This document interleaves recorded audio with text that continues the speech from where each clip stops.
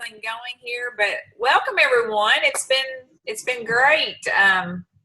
Just of course meeting up again. We have this support piece that I find even if you are on vacation, it really comes in handy because we the support sort of keeps clarity in your mind. And tonight we're gonna talk a little bit more about the mind because I'm sure every one of us on this screen has experienced a mind shift throughout the program. And we didn't really get involved because of the mind. If somebody had approached you and said, "Hey, would you like to have a healthy mind?" You probably wouldn't, yeah, whatever. I'll probably have a healthy mind. But whenever, most of us that started this was on this program because we initially wanted to lose weight, but we just didn't really understand the trilogy of Take Shape for Life. So tonight it's a special night because I think Rachel is someone that has been, her mind has, and I know her and Hannah, they probably can bounce off each other because they work side by side. The things, the transformation in the mind, it's like losing the weight of the mind. That's a great thing to happen. So, Rachel, I'm going to open it up to you and let you just sort of share what you have to share with us as the group tonight. All right. Well, thank you, one, for letting me share. As Hannah has always said, just being transparent kind of it helps, to release that weight. So thank you for allowing me to do that. To give you guys kind of an insight of how I struggled before Take Shape for Life. Well, I'll go back. So as Miss Lisa mentioned, I started the program. My intent was specifically to lose weight. It was like my doctor said everything was great. My cholesterol was great. My blood pressure was great. But to prevent those things in the future, I needed to lose weight. And I was like, oh, okay, I'll try this out. My really good friend shared her story, or Hannah shared my friend's story on Facebook.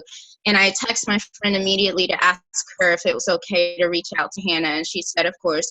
I reached out to Hannah. I told her I just wanted to lose 50 pounds. I tried Insanity prior to the program, and I lost weight, but I was gaining it all back, and I just needed help.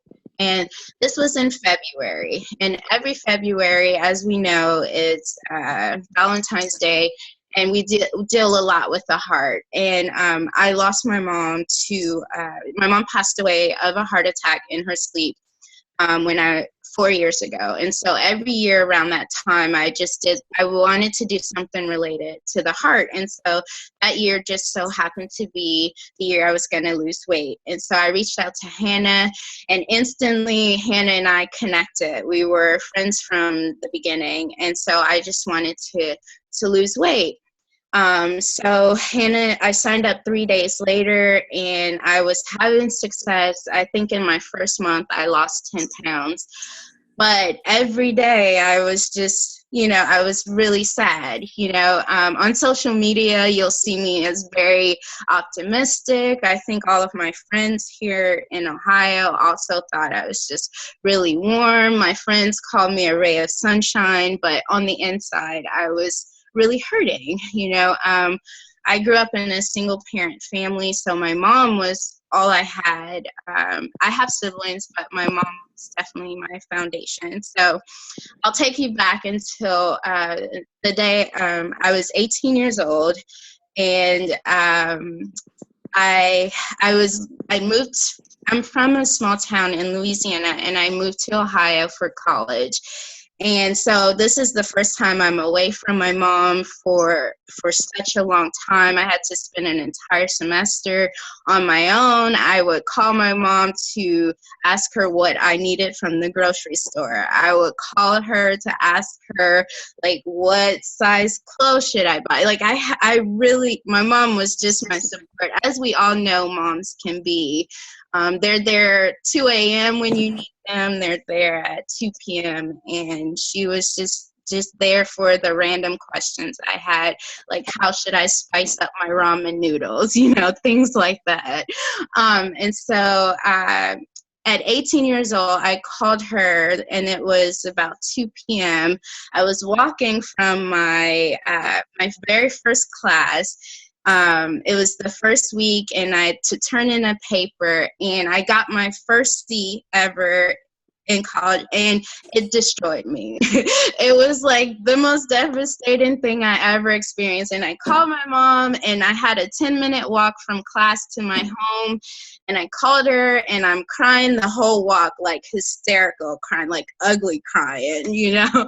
And I'm like, this lady is saying to me, she gave me a C, she's saying I'm not good enough, she's saying I'm just, I'm not worth the A, like what is going on? And the best advice that I'll always remember, my mom said to me, Rachel, you need to show some emotional intelligence. And I was like, what? What does that mean? I'm intelligent. What does that mean? And so that is kind of, since 18 and so forth, that's kind of the mindset I had, that I would tell myself these different things when situations would happen, whether good or bad. I would feed my thoughts with maybe I'm not good enough, or I'm not worth certain things, and I would just constantly struggle. So fast forward to deciding to do the program, I was successful, but I was still struggling mentally with, having my mom pass of a heart attack. I was like, well, if I could have joined the program sooner and shared this with her, maybe she could have had the same success. And so I was just constantly, feeling guilty because I didn't get healthy soon enough to share it with her. And so I was feeding myself constantly negative self-doubt, and I would tell Hannah, like, I'm having a hard time, and things were going crazy at work, and I'm just like, well, what do I do? And Hannah said to me, she was like, Rachel, let that stuff go, and she sent me this video, and I started applying that concept, not to letting my mom go, but just letting those negative self-talk that I constantly was feeding myself, like that I wasn't good enough, or that I maybe had failed her or failed people around me, or things like that. I literally have to say, that stuff go, because everything, as we know, happens for a reason. And by just changing my thoughts, and by deciding to get up every day and choose our health, choose to be a part of Take Shape for Life, and choosing our 5-in-1 plan, just making those decisions every single day helped me to kind of realize that I was strong. I started to see that I was able to actually be positive and still have those moments of grief. I started to realize that life wasn't always meant to be blue skies and rainbows, and that's okay. We are going to have those moments of where life gets to be heavy, right? We're gonna have those moments of sadness, those moments of loss. Work's gonna get hard. We're gonna get really busy with our personal lives, and that's okay. It doesn't mean that that you're not worth everything that you've worked to create. One of my favorite quotes in our Discover Your Optimal Health book says, Dr. Anderson says, you have to make a decision to wake up each day renewed, full of hope, and focus on what matters most to you. And so every morning you have to get up and decide that you're going to focus on what matters most to you. You're going to create your sunshine, even when it's hard. You're going to focus and be full of hope. That doesn't mean that every day is going to be perfect. I would absolutely love to live where there's unicorns and rainbows all the time, but that's just not reality, right? And so, to show emotional intelligence just means that you're living that life of balance, right? You're accepting the good, you're accepting what's not so good, and you're choosing constantly to still live everything that you've created. You're choosing constantly to be healthy in spite of what's happening in life. So that's kind of all. I feel like I've said a lot and I can be long-winded, so I apologize. But that's kind of my healthy mind journey. And it also applies to the concept of stop, challenge, and choose. So we will still have those moments where we feel, for me, it's those moments of grief. And I have to actually stop, and I have to choose that I'm gonna cry. I had that moment this morning. My grandpa sent me a bracelet that he made, and it was one that I knew that, my mom would love. And I had a moment, and I was like, you know what? I have to allow myself to have this moment, or else I'm going to carry it with me throughout my day. I'm going to either have a long day that I don't want it, that I may not enjoy, or I can cry and have my moment. I can get up, I'll put on some makeup, cover up the dry skin, and then just get to work and give it my best, So we have to stop, challenge, and choose when we have those moments of self-doubt and everything else. So that's it in a nutshell. I love it. Hannah, I'm sure you have something you want to piggyback onto that, because you've got to enjoy this and see the transformation. So, well, I'm over here like tearing up, because it's kind of crazy, like, just to see people that where they were at one point in their life, and just because you come into it, it just changed. So it's awesome. I mean, that this is Take Shape for Life. Like, whenever you're able to see people from point A at the lowest point in their life, and just because you said, hey, let me help you. Hey, let me support you. Hey, let me hold your hand and give you some tools to help you get where you want to be. And then now they're over here sharing their love and sharing their story to so many other people. And it's so touching to see them come from the ground and come up, because I think all of us has felt that place in your life where it's hard. It's really hard. And then every day you work at it to get better. And that's exactly what Rachael's done. So thank you for making me cry. I ain't cried in a while, so thank you. Yeah, and I think I think everybody on this screen has felt like that. Like Hannah said, we've all felt like that. If we say no, we haven't felt like that, then it's okay too, because it's a process that you have to get to, and it's okay to cry. Crying is good because it's very healing. But something I heard you say that, of course, it's interesting. The emotional intelligence, what power that was that your mother. It was like a gift she gave you. And I remember it's probably about 4 or 5 years ago, there was a book called Emotional Intelligence 2.0. And some of our leaders were sharing that book. Well, of course, immediately we go and get that book. And that's basically what it is, because, we're all in big. I mean, you see people, emotions plays on everything that we do.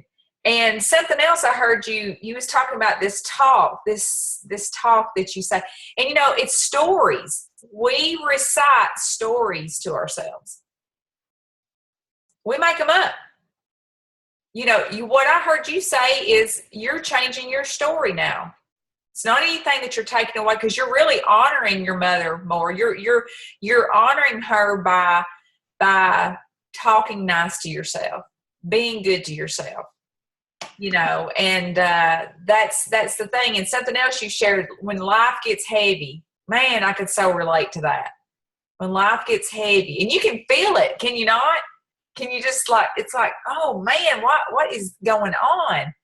But there again, the things Dr. Anderson shares, like the stop, challenge, and choose, and what you just read out of the book, you know, every day we step out of the bed, we got a choice of the story we choose to tell ourselves. A lot of times it could be, man, I got to get up and go to work today. Can that itself make you feel sort of heavy? Yeah.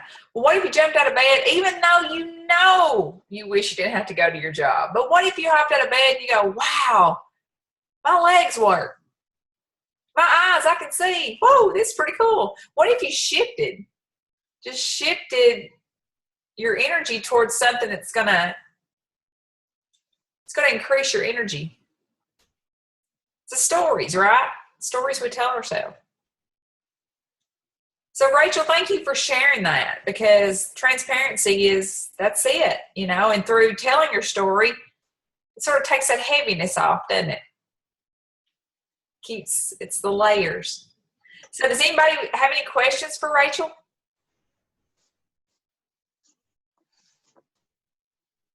Rachel, I get to see you quite often, and I see you in a couple of different capacities. And if I have anything to tell you without crying, is your mother would be so proud of you today and the woman that you've become. And I think because of her tragedy, she has saved you, because you realized by talking to Hannah that you needed to do something. And that little connection right there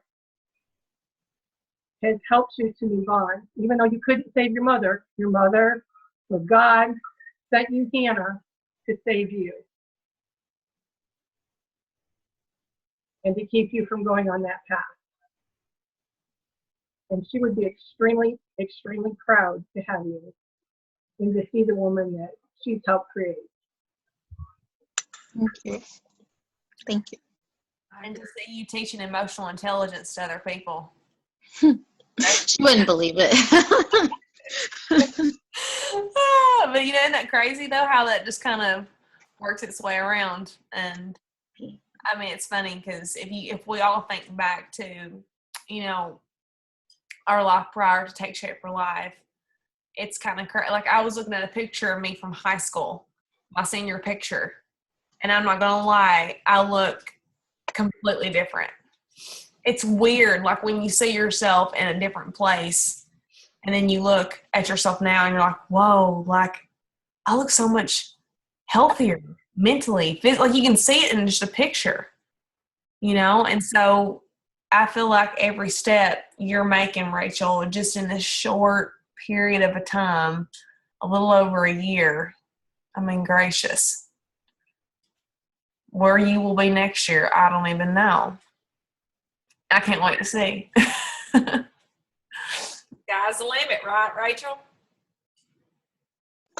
Yes. Always, it's like everybody's always changing, and I know there's several here on the screen that you know, has had some mental shifts and some growth times in their, you know, throughout their program, and some of those it's even achieved their goal, and now they're in maintenance. Has even grown mentally. So, I mean, does anybody want to share any mental shifts that's taken place since we're talking about the mind, the healthy mind?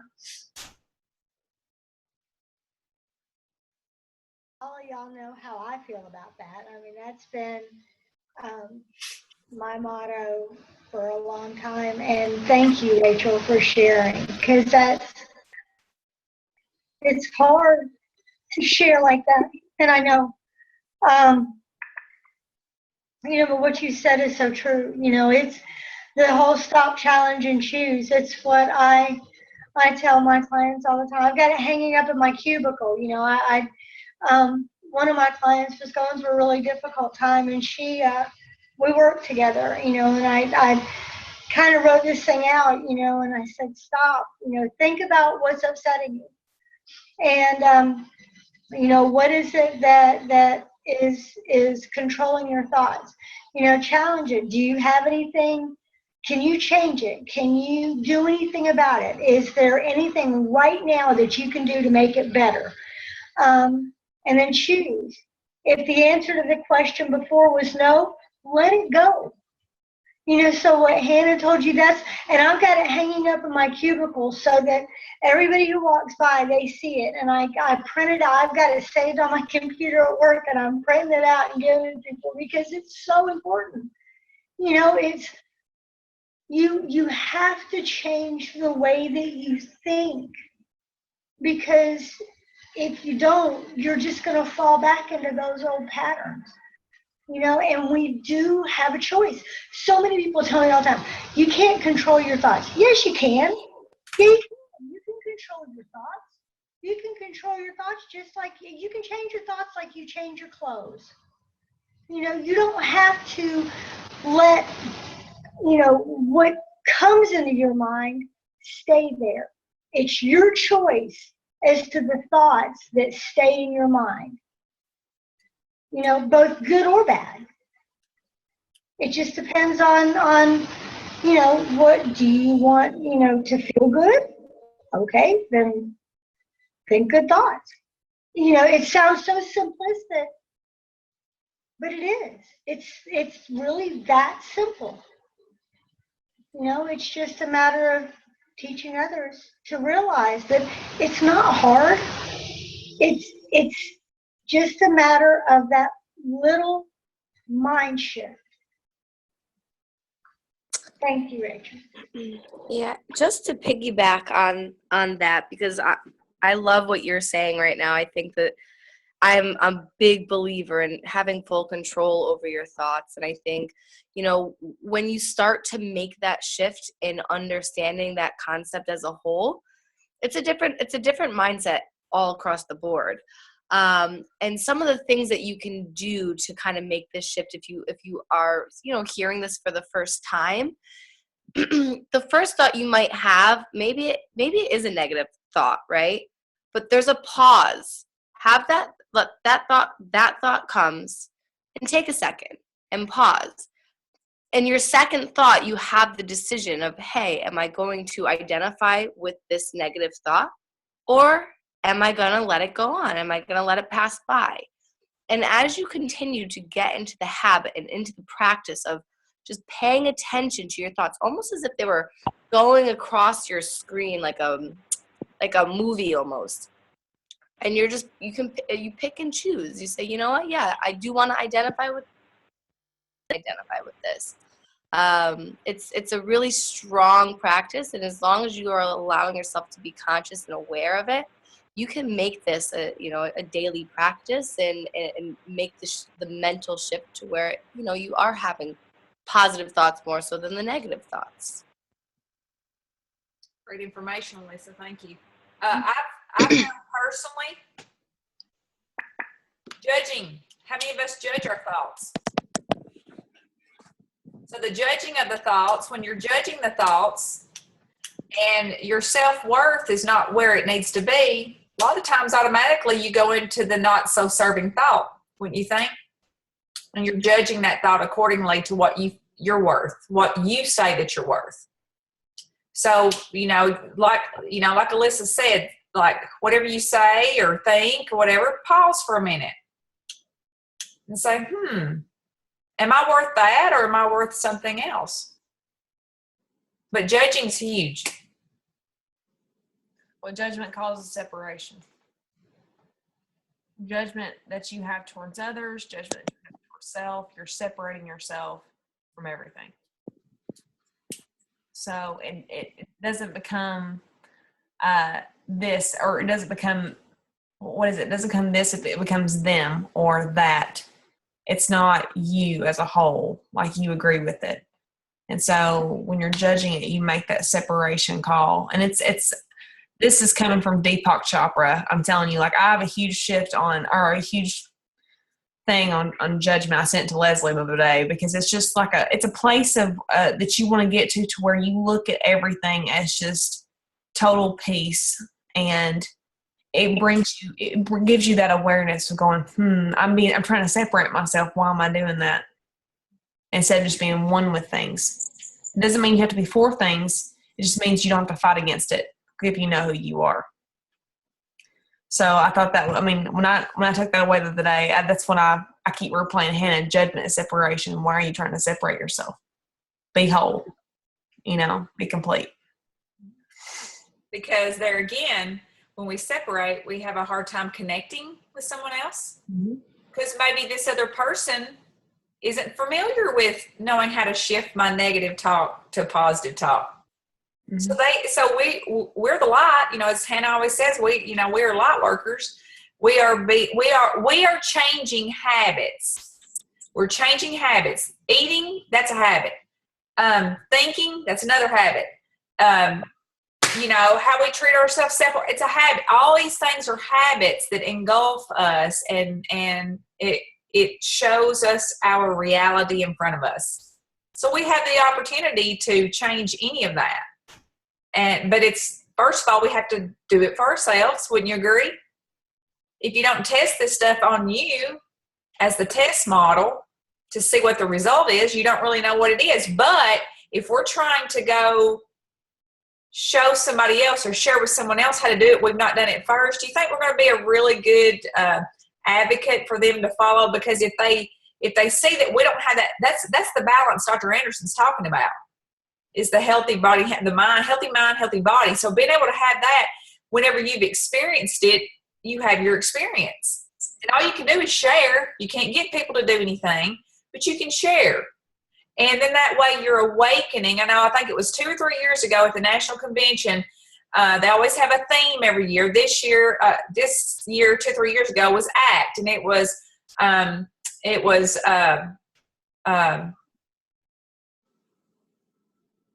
hold on just a minute, I'll take me just a few minutes to come to this. Action. It slipped my mind. Connect, transform. That's what it was. Yes. So if we want change, we have to first act, right? We have to go, okay. So how many of us in the morning are going to get up and we're going to pay attention to our thoughts? That's the first step. Or do we just wake up tomorrow and just put on the same shoes we've always put on and we just take off doing the same thing? But we're like, man, I wish it would get better. I wish I didn't have these negative thoughts. Rachel put on some different shoes.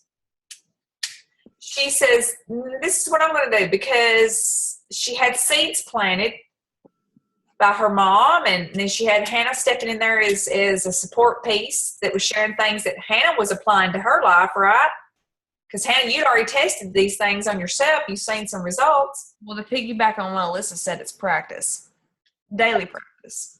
A lot of people, they buy a self-help book and they read a self-help book and then think they got it all figured out. But that's not really how it works.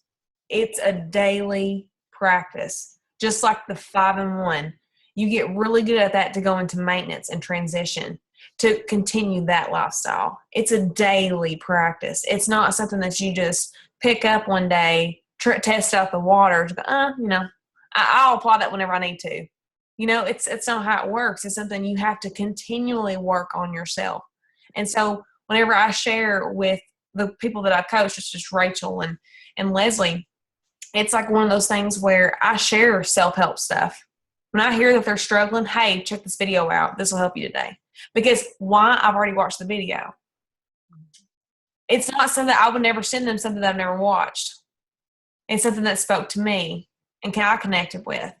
And whenever you hear that and you're able to identify that in your client or your friend or whoever, you're able to really go, hey, here's another puzzle piece to your missing link.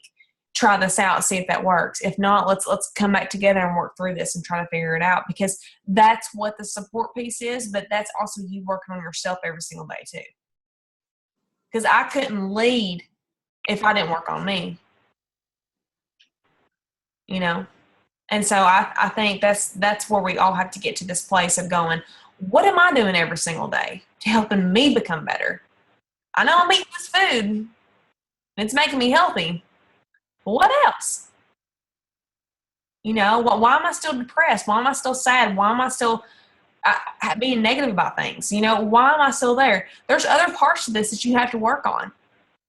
And a lot of people, they don't see that. That's why a lot of people give up doing this, because it's continual work. And it's scary. People want it to be comfortable. But the problem is the uncomfortable is where you find the discoveries and find your greatness. It's doing things you've not done before. It's getting out of the box. So, I mean, that's kind of where you have to put yourself in a practice every single day of going, what do I need? What do I want? And focus on that every single day. How do I want to feel? And by that, you're able to grab other people's hands and lead them along the way. I agree. I finally remembered what it was. ACT. First, awaken. Awaken. I was saying action didn't sound right. Awaken. So we have to, every day we have to be awake. Wouldn't you agree? Mm-hmm. Okay. You got to be awake. And how many of us go through their day and we have things that's just like fiery darts coming at us, and you're trying to dodge them, but the thing is while they're coming at you, you actually don't even have to dodge if you're awake. You're only dodging if you're fighting against it. But if you're awake and you're like, oh wow, there's a fiery dart. I remember whenever I used to throw those fiery darts. I remember whenever I was dodging those darts. But if you're awake, you don't have to dodge anything. You observe it. You witness it. You go, wow. And then you see your growth. I'm sure Rachel has seen her growth. And I'm sure there's probably more days that she's talking sweeter to herself, because now she's getting confidence. Her self-worth is really getting on up there now. And Rachel, whenever you say, oh, I'm probably talking too much. No, you're not. You're giving us exactly what we need to hear tonight. So there's no right or wrong to that. Everything is just like it needs to be. So that's what happens as we awaken more, we share more, then we connect with other people. We're helping them to awaken. That's all we do, is we're just sharing with each other, our friends, family, those we love, those we don't even know. Hey, are you awake? Sometimes that, to me, just that question, are you awake? And they go, awake? Well, you may not be awake. Are you really awake mentally? Well, what does that mean? So, awaken, connect, transform. So that's what's happened with Rachel. Has anybody else experienced any healthy mind shifts they'd like to share? We've got Debbie Ware. She's out dancing all the time. I took a picture of her today, and I don't know. Have y'all seen her picture she posted on Facebook? And did she not look like glowing? Like she had this little halo on her head. And I was like, wow, look at her. Talk about getting younger looking as you're doing the program. I wanted to tell you, I had a little boy that was at the dance last night. He was probably about 8 years old, and I think maybe he had Down syndrome. But he just came and he crawled on my lap last night, and he sat there and he was patting me. And he was just touching me. He was so cute. It just made me feel so good. To have that little guy. I told him to save the dance for me, but he disappeared. I don't know. Maybe he couldn't stay up that late. So it was a cute moment. Yeah. But yes, I do feel like I'm glowing. Thank you. Yeah.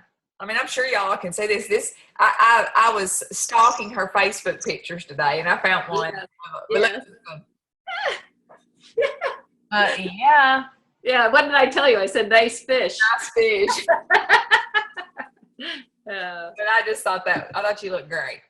Well, thank you. Thank you. I just was thinking when I was listening to Rachel, I was just going to say that, through life we have valleys and we have peaks. And when we have those valleys, those are actually our growing times, and we learn from that. So in a way, it's a treasure that you're just growing, and then you come up to the next mountaintop.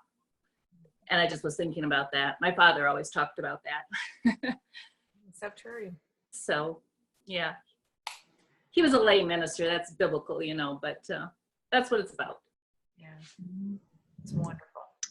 Can I share just some advice of how to maybe obtain a healthy mind if you haven't, or if you see that you're struggling sometimes? My best advice is to be intentional. You know how we're intentional about obtaining our health by following the 5-in-1 plan or whichever part of the program you're on. We're intentional. We get up, we choose our foods, and we exercise, or we do things to physically be healthy. So be intentional about seeking your healthy mind. If you know that there are things that are going to come up that are going to be challenging for you, like for those of us that suffer from a loss, you know that there are certain days or certain holidays and things like that that are going to come up. So be intentional, seek out ways to find encouragement, or be open with your friendships so that you can have that support system around you. Carve out time if you're just really busy throughout the week. Carve out time to just take a mental vacation. If it's 30 minutes, if it's an hour, just carve out time to where you can have your me time, whether you sit there and you just meditate, or you pray, or you just have time where you are intentional about having a healthy mind. It will do wonders for you.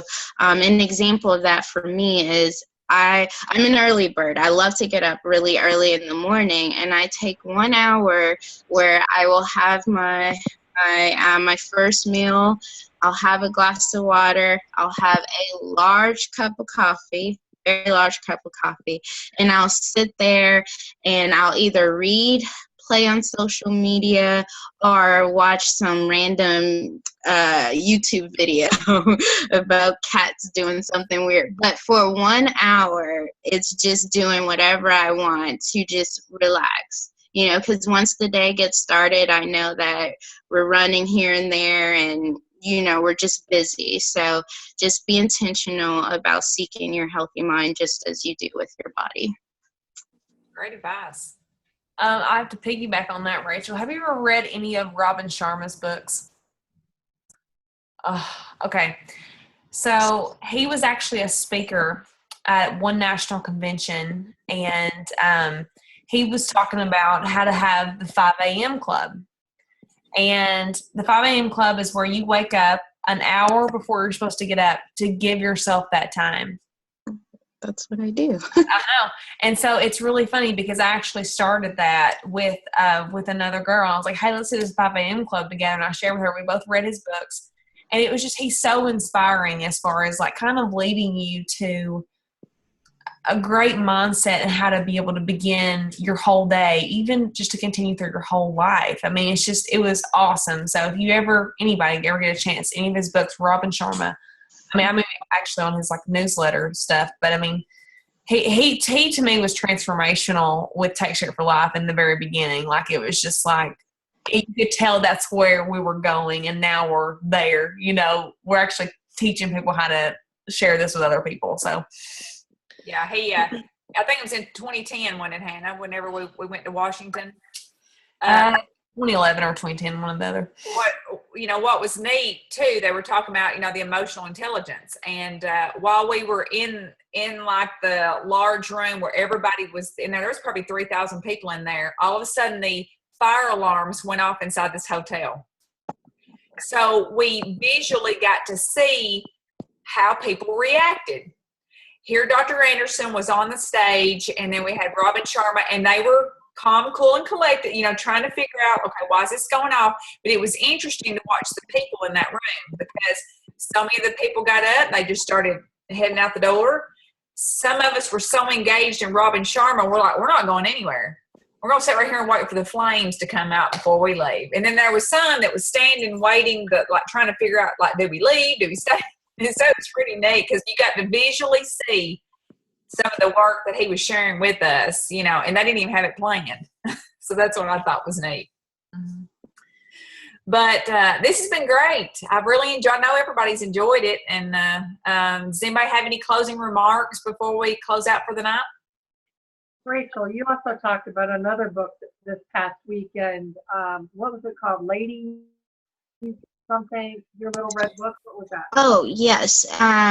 It's called The Lunch Ladies, and it's The Lunch Ladies Cultivating an Atmosphere. So the concept of that book is just that we live in a world that's considered a culture of neglect, where we just forget about people, and it helps you visualize a high school cafeteria where it's segregated, as in the jocks may sit together, or like chess players and so forth, and cheerleaders and things like that. And then the one group in that cafeteria that has to talk to everyone is the lunch ladies.